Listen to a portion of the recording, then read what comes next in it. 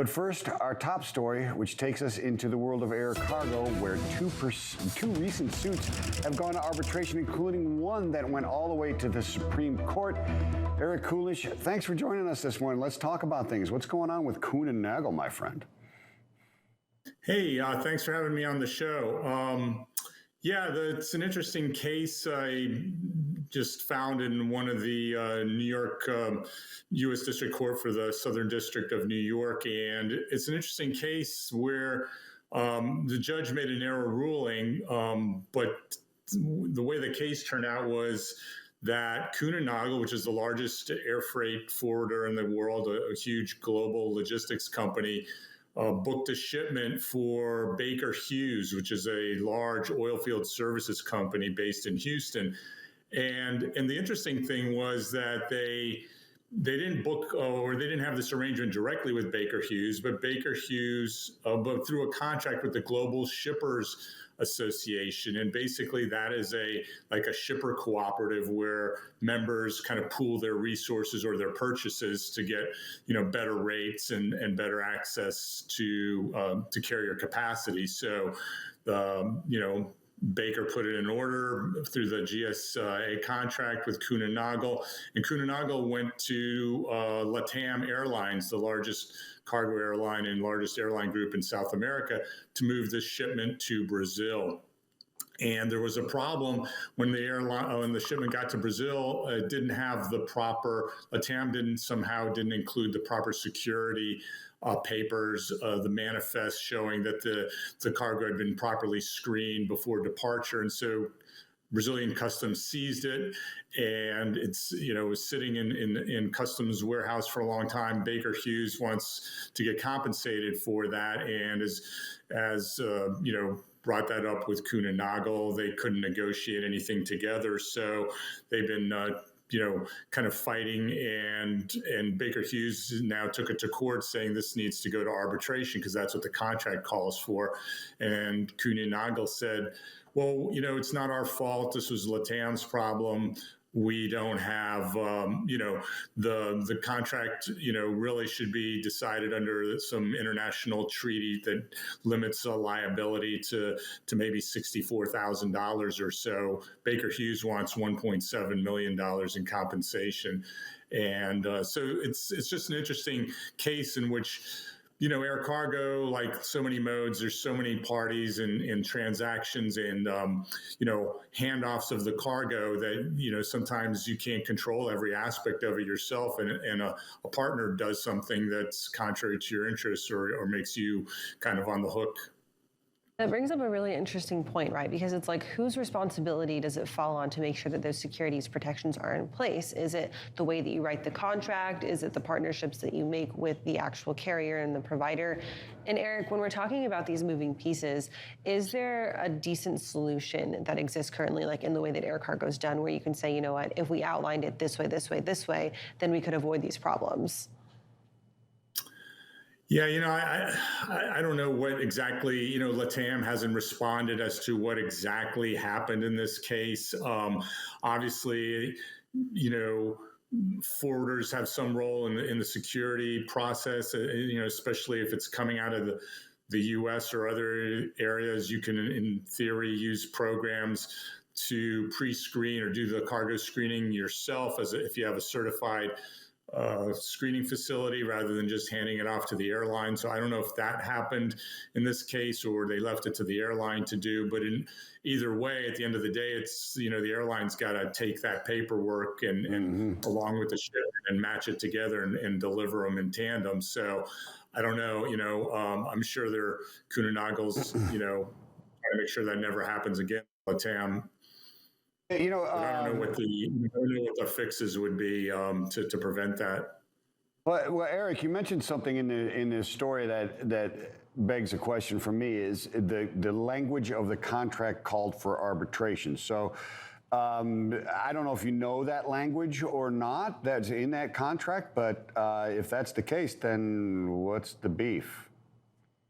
You signed a contract with them that said arbitration is binding if something like this occurs, right? So then you go to arbitration. Yeah, I mean, I guess Yeah, I guess, I mean, Kuehne+Nagel is arguing that, that was never, it was never contemplated. This type of scenario where loss isn't contemplated in the contract, in the Okay. sense that usually some party loses the cargo, or it gets stolen, or it gets damaged, and now you have a loss. In this case, I guess they're saying it wasn't really lost. The goods are still there, or eventually could be gotten from customs. It was just delayed or out of service for a while. And but ultimately, the judge said no. This it's pretty clear arbitration's called for in this case, and go back to an arbitrator. The arbiter will hash it out. Yeah, it's interesting because it comes into play if you're that agent that hooks these two parties together, which is really what Kuehne+Nagel is, right? They're just hooking them up. You are putting yourself on the line for negligence of that agent and loss to the shipper, or the BCO, I guess. And so you've put yourself in that middle through that contract, right? Is there a way to write those contracts so that doesn't occur? Would anybody accept that, right? I mean, I think that's, part of the international trade process and one of the risks, but that's why, you have contracts, and they're, hopefully written in a way to limit your liability. And, right. Kuehne+Nagel is one of the smartest, biggest operators out of there. So I'm sure their contracts are usually pretty good. This seems like an unusual situation, but yeah, it's just a lot of it is how you write those contracts to protect yourself. Mm-hmm. Understandable. Eric, let's move on to our second topic this morning. Supreme Court decision that recently ruled against Southwest Airlines cargo and in favor of one of their baggage handlers. Can you talk to us a little bit about that? Yeah, that was another case of arbitration with a lot of different circumstances. But a few weeks ago, maybe just earlier this month or late May, the Supreme Court ruled on a case brought by a ramp supervisor, a cargo ramp supervisor at Midway Airport that works for Southwest Airlines. And again, in this case, the labor contracts call for a supervisory type of workers to go to arbitration if they have some kind of a labor beef. The worker, Latrice Saxon, said, even though I'm a supervisor, I have to go down on the line and sometimes help load planes, and I have to work overtime, and I want overtime pay. Southwest said no, this should go to arbitration.